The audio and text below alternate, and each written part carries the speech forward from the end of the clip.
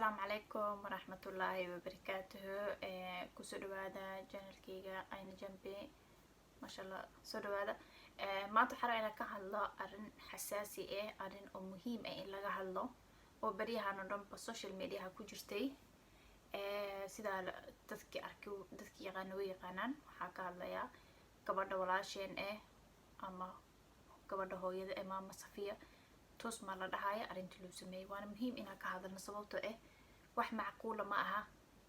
usbuuc kasta waxa arkaysaa gabar Soomaali oo ma arkino la bahdilay gabar Soomaali oo ama ninkeedii ama ninkii ay kala tageen ku sameynay yani wax oo sharaf dhac oo dhaqanka Soomaalidan ay qabi jireen Soomaali ahaan diin ahaan bini aadam ahaan ay ku jireen بريها مكحة مليسابة إن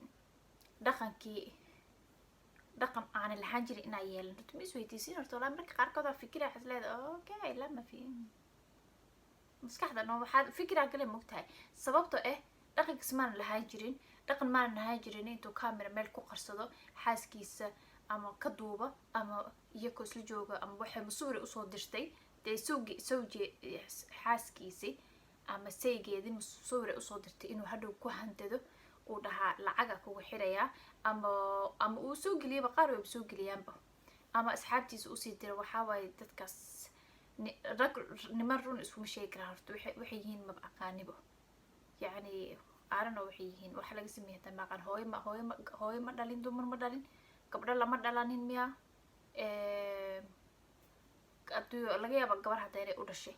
marka ma ka fikiraa miya mujeclaan laha gabadhiis in saas lagu sameeyo mujeclaan laha hooyadiis in meelaha lagu wada iyadoo mataqaanta ama musawir waxaas musawir dharyar qabta ama iyadoo qaawan hataa ee u dirta mujeclaan laha waa may marka su-aasha taagan Soomaaliya waxaa horte maxaa sababay in nin dhan xaaskiisii inuu mataqaanta wax private ama usoo isku dirayay inuu banaanka keeno maxaa keenay taas horta waa su'aal arabi ina idinka igu soo jawaabtiin hoos commentarka ku soo qora meesha commentiga marka sababta waxa waa arrin ina ka hadalne marka waxa rabaa insha Allah intaana video intaana sheekada tusma aan dhaxgalin waxa rabaa inaan ii sheego inkastoo hada dibka dumarka Soomaalida loo hay u soo batay oo hada Safiya tusma uma horeysa boqolaal ka horeysa boqolaal ka dambeyn doonaan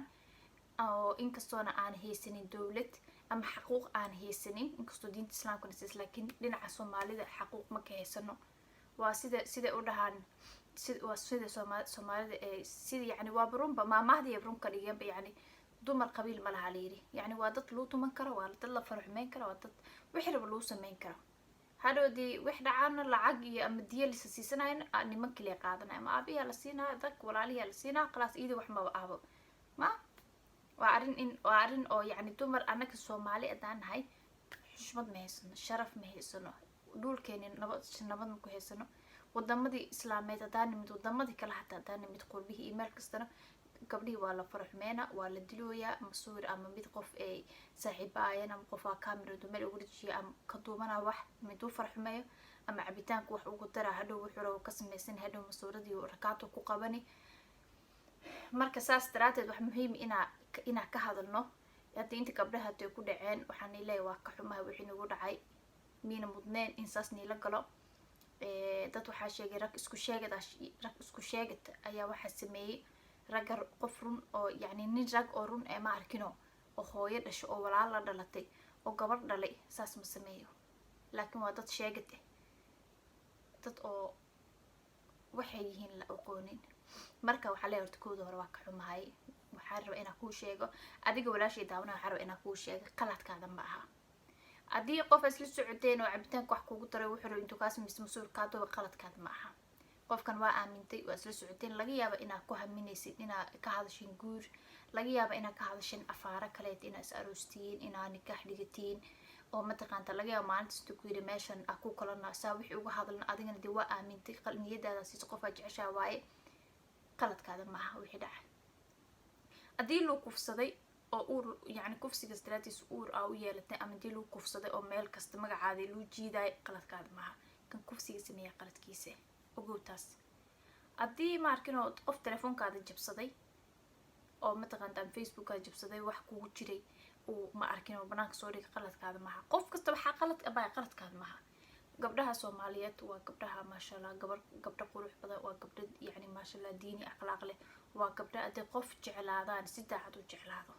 laakiin waxaa nuu dheelay ragga qaarkood, rag isku sheegidka qaarkood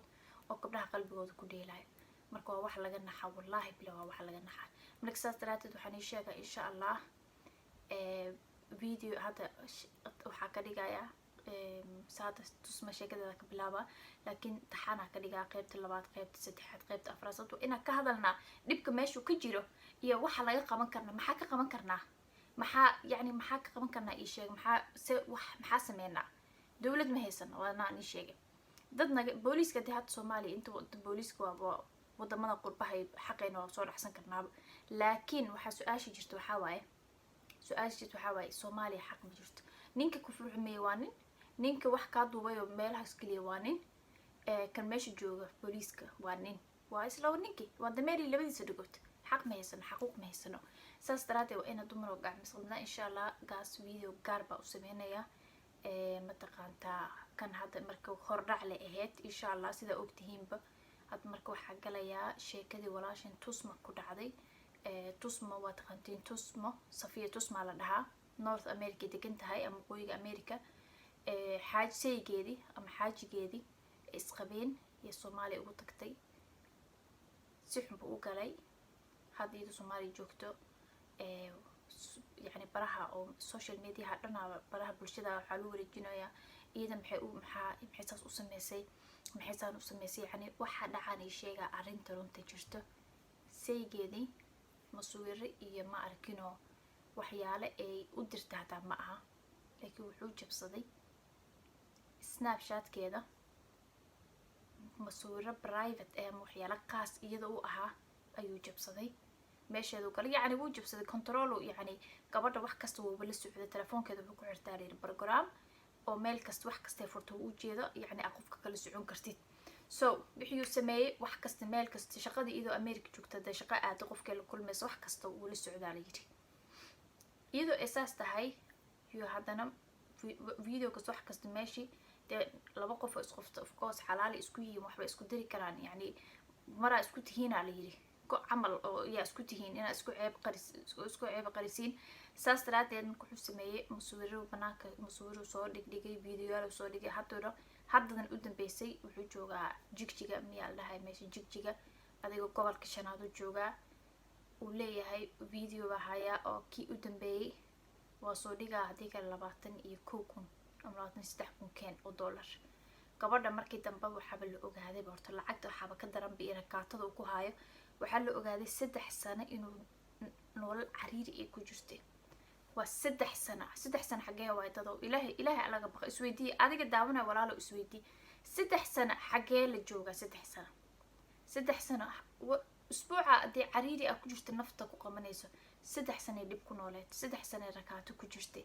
3 sano ee waxay diraysaa $2,000 bil kasta. $2,000 meeshan ma anaka 14,000 xamle noqonay 13,000 oo lacagtan ah Sweden, Norwegian, Sweden iyo Danish waxba isma dhaama.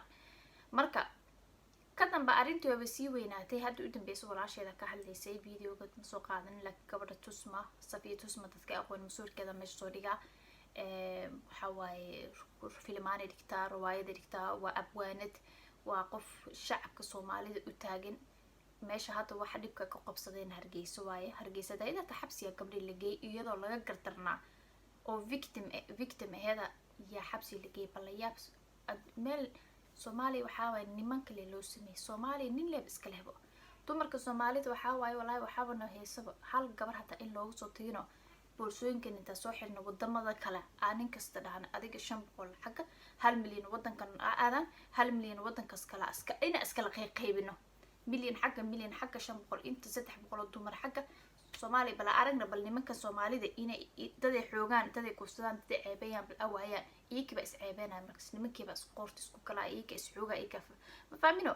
sababta dumarka Soomaalida meel kasta laga gubay, mid la dila, mid la garaaca, mid wax kasta loo sameeyo. war ilaahay kama baqaysiin ma harta 100% xun 9 kale way fiican yihiin laakiin ma hadlaayaan. wax hadlaaya ma jiro. meeshaas way dhax ka taaganayaan. qofka markuu aamusana aamusnaanta maxay la mid tahay layiri mataqaantiin aamusnaanta waxay la mid tahay adoo nacam yiri ama haa yiri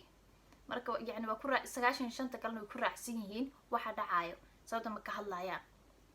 qof kasta marka gabadhiisa wixiisa loo sameeyo waa wareey dhaha law maalin nin laawa adduunka Soomaaliya marka dhimin newskii amanaysa marka walaalayaal